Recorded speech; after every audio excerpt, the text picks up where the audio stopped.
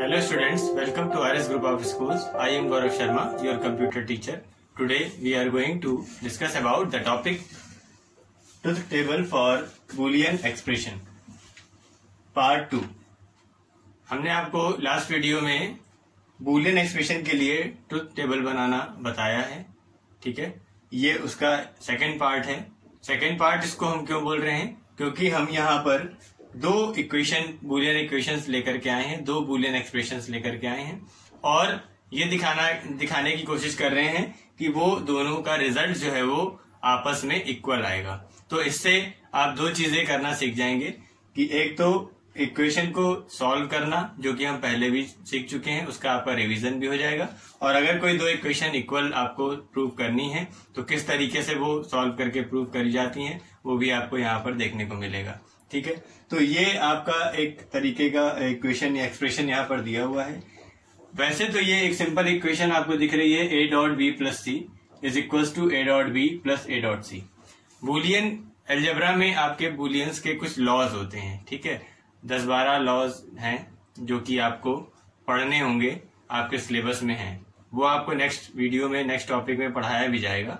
तो उन्हीं में से ही एक लॉ ये होता है, डिस्ट्रीब्यूटिव लॉ है ये, उसकी प्रॉपर्टी है ये कि अगर हम b प्लस सी में a का मल्टीप्लाई अलग से करते हैं तो a b के साथ मल्टीप्लाई हो जाता है और a c के साथ भी मल्टीप्लाई हो जाता है, ठीक है। तो ये डिस्ट्रीब्यूटिव लॉ टू लॉज होते हैं इसके अंदर, उनमें से एक है ये, ठीक है। तो डिस्ट्रीब्यूटिव लॉ है ये, तो आगे हम इसको डिस्कस करेंगे इसके बारे में। अभी फिलहाल हमें सिर्फ इतना पढ़ना है कि ये दो एक्सप्रेशंस आपको दिए हुए हैं जिनको कि हम ट्रुथ टेबल की हेल्प से इक्विवेलेंट आपस में दिखाएंगे, ठीक है। तो किस तरीके से इसका सॉल्यूशन करना है उसको हम लोग देखते हैं। देखिए, ये हम एक टेबल ड्रॉ कर रहे हैं।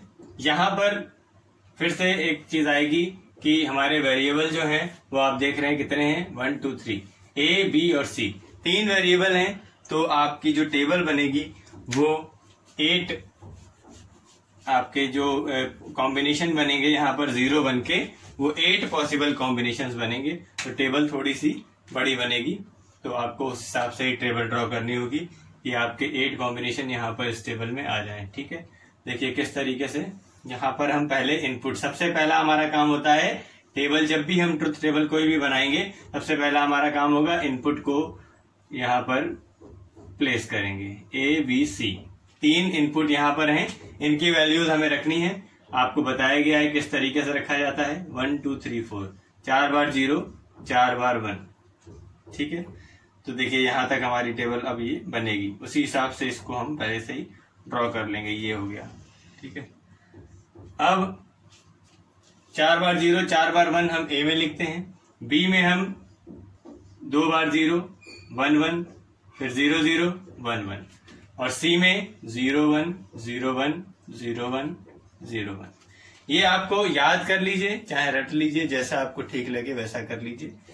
ये मेथड कैसे होता है वो हम आपको पहले ही बता चुके हैं। बस आपको इस तरीके का ही सिस्टम अगर आप याद रखेंगे तो आपकी टेबल जो है वो कभी भी गलत नहीं बनेगी।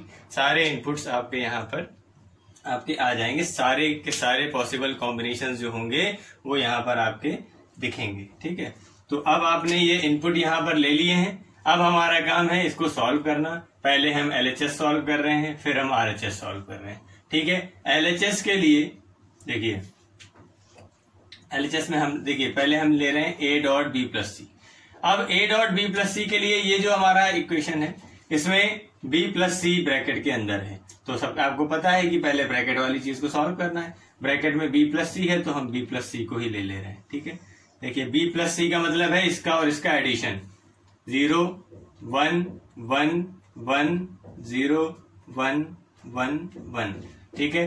क्या कैसे आ रहा है ये सब आपको जानकारी है, ठीक है। कोई डाउट हो तो आप उसको अलग से हमसे पूछ सकते हैं, ठीक है। तो 0 में 0 ऐड किया तो 0 और 0 में 1 ऐड किया तो 1। इसी तरीके से ये पूरा एडिशन हो गया, 0 1 1 1 0 1 1 और फिर 1। अब हमें चाहिए है कि b प्लस सी में a का मल्टीप्लाई हो जाए, तो a डॉट b प्लस सी हो जाए, ऐसा हम चाहते हैं, ठीक है। तो ऐसा चाहते हैं तो हमने ऐसा यहां पर लिख लिया।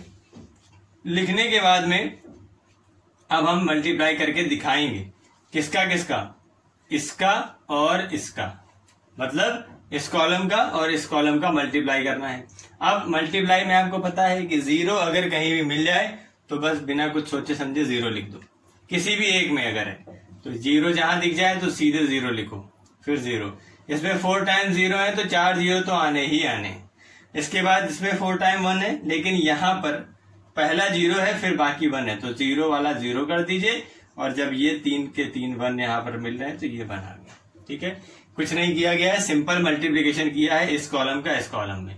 आप ध्यान से देखेंगे तो आपको समझ में आएगा कि करा क्या गया। ये हमारा एक साइड सॉल्व होके आ गया, ठीक है। अब हम बात करेंगे इस तरफ a डॉट बी और a डॉट सी कैसे आएगा। तो पहले हम निकाल लेंगे a डॉट बी। देखिए क्या आएगा a dot B. a dot B के लिए ये दोनों कॉलम हमें देखने हैं, a और b का मल्टीप्लाई। वही चीज देखेंगे, 0 वाला जहां पर है तो 0 सीधे सीधे लिख देंगे। 1 2 3 4 बार तो 0 आना ही आना है, फिर इसमें 2 बार 0 है तो ये भी 0 हो गए, और ये सिर्फ 1 2 बार आया, ठीक है। इसके बाद में अब हमें चाहिए है a dot C. a dot C का हाल भी कुछ इसी तरीके से रहेगा, क्योंकि 4 टाइम्स 0 a में है तो ये 0 तो 4 बार यहाँ पर हो ही जाएंगे। फिर यहाँ पे 4 टाइम्स 1 है, और c में देखिए क्या है, c में 0 1 0 1 है, तो 1 का 0 में मल्टीप्लाई करेंगे तो 0, 1 का 1 में मल्टीप्लाई करेंगे तो 1, 1 का फिर से 0 में मल्टीप्लाई होगा तो 0, और 1 का 1 में होगा तो 1। कुछ इस तरीके से आया, ठीक है। अब हमें क्या काम करना है, अब हमको करना है इसका और इसका एडिशन। क्यों करना है, क्योंकि हमारे इस साइड में ये चीज दी गई है, a dot B plus a dot C. देखिए इन दोनों को जैसे ही हम सॉल्व करेंगे, मतलब कि इस कॉलम और इस कॉलम का एडिशन करना है। एडिशन आपको आता है 0 0 0 0। कहां से आ रहे हैं 0, यहां से आ रहे हैं। 0 प्लस 0 0, 0 प्लस 0 0, ये सब 0, ये भी 0। इसके बाद में 0 प्लस 1 1, 1 प्लस 0 1, 1 प्लस 1 1, ठीक है। तो ये आपका आ गया 3 टाइम्स 1, और बाकी सब 0। अगर आप ध्यान से देखेंगे इसको और इसको, यही आपका LHS और RHS है। देखिए LHS बराबर RHS आपको दिख रहा है या नहीं दिख रहा है।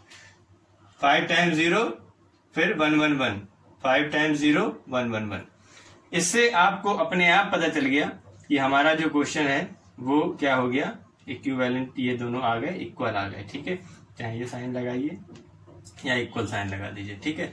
तो आपने क्या प्रूव कर दिया कि ये जो हमारा दोनों साइड थी वो आपस में इक्वल, आपने ट्रुथ टेबल की हेल्प से यहाँ पर आपने दिखा दी, ठीक है।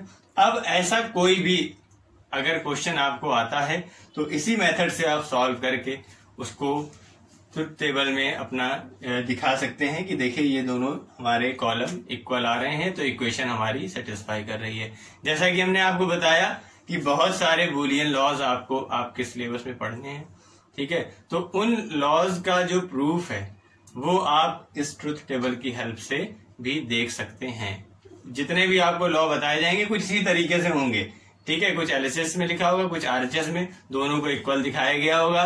सामने से देखने में समझ में नहीं आ रहा होगा कि ये इसके इक्वल कैसे हो सकता है, लेकिन जब हम उसको एक ट्रुथ टेबल के अंदर रख के सॉल्व करेंगे तो आपको उसकी वैल्यूज इक्वल दिखेंगी। तो वो लॉ जो है वो पूरी तरीके से सेटिस्फाई हो जाएंगे कि हमारा ये जो दोनों टर्म है वो आपस में इक्वल हैं। तो उन लॉज की हेल्प से हम बहुत सारे इक्वेशंस को सॉल्व करते हैं। आपको डी मॉर्गन्स थ्योरम पढ़ाई जाएगी, बहुत इंपॉर्टेंट थ्योरम है, उसके अंदर भी कुछ लॉज का यूज किया जाता है। तो पहले हम लॉज के बारे में पढ़ेंगे, बूलियन लॉज, उसके बाद उस डी मॉर्गन्स थ्योरम को पढ़ेंगे।